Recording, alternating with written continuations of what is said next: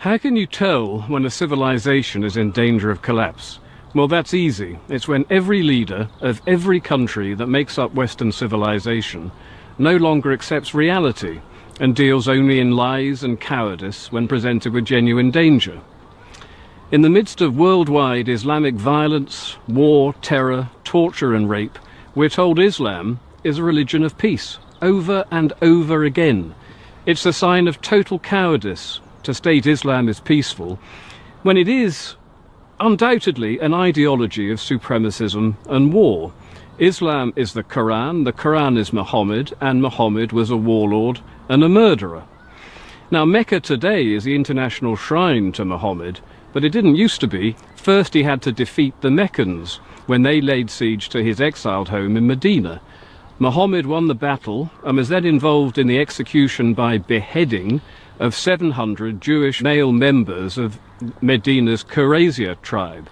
The women and children were taken as slaves and sex slaves, and beheading, as we now know only too well, seems a particular favourite amongst Muslim murderers, and this is because it's instructed in the Quran in any number of verses.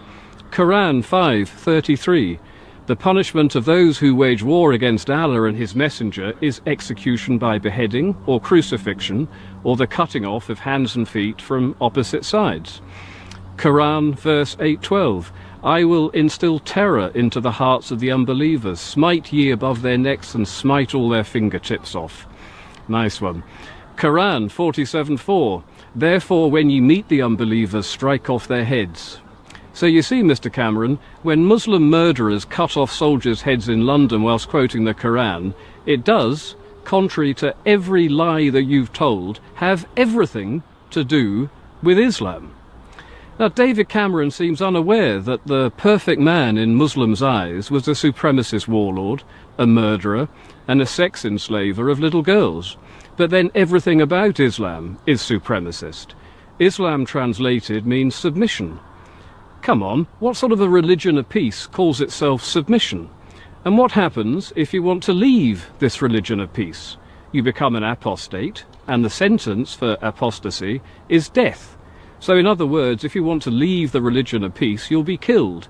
How peaceful is that, Mr. Cameron? Can't you see it? This religion of peace, this religion of Islam, kills its own women if they bring dishonour upon a family. Honour killings, honour violence, the stoning to death of adulteresses, the hanging of homosexuals. How can a religion which carries out these acts of savagery and barbarism possibly be considered a part of a peaceful religion? Again, I ask you the question, Mr. Cameron. Islam divides the world into two spheres, the area where Islam rules and the area where it does not. Now, the first is called the Dar al-Islam, which means the House of Islam, or the House of Submission, and the second is called the Dar al-Harb, which means the House of War. How many peaceful religions call areas they don't control the House of War, Mr. Cameron? All Western countries with large and growing Muslim populations find themselves, whether they like it or not, in the House of War, which is why, precisely why, our security services are engaged in a constant battle trying to stop the followers of the religion of peace blowing us up on trains, planes and buses. And good old Muhammad, he wasn't just a warlord, he was also a rapist and a sex slaver, which is exactly why we see rape and sex slavery happening today, and not just in Syria, but in towns and cities all across the West, wherever there are large numbers of Muslims. Notably Malmö in Sweden, which is now the rape capital of Europe, and the Islamic State, ISIS Islamic State, is currently, right now today, selling sex slaves in Syria, as are Boko Haram in Nigeria, and Britain has recently passed a new sex slavery bill in an attempt to halt sex slavery in England, which is yet another aspect of cultural enrichment we are supposed to celebrate that we didn't used to have to do before Islam arrived on our shores. And the reason why modern-day Muslims rape young girls in Western countries is because they don't recognise non-Muslim or infidel laws anyway, but young girls are deemed sexually permissible to Muslims in England because their perfect man Muhammad married one of his wives, Aisha, when she was 6, and consummated the marriage when she was 9. But you don't consummate a marriage with a 9-year-old girl, you rape her. And the Muslim rape epidemic carried out against non-Muslim underage girls in Britain is specifically down to Muhammad and the Quran. And no doubt the next time such a story breaks in England, when the next Rotherham one comes around, David Cameron will come out and tell us that not only is Islam a religion of peace, it's also a religion of sexual abstinence and purity. Now come on, Mr. Cameron, enough of your lies and your cowardice. You really can't deny reality any longer.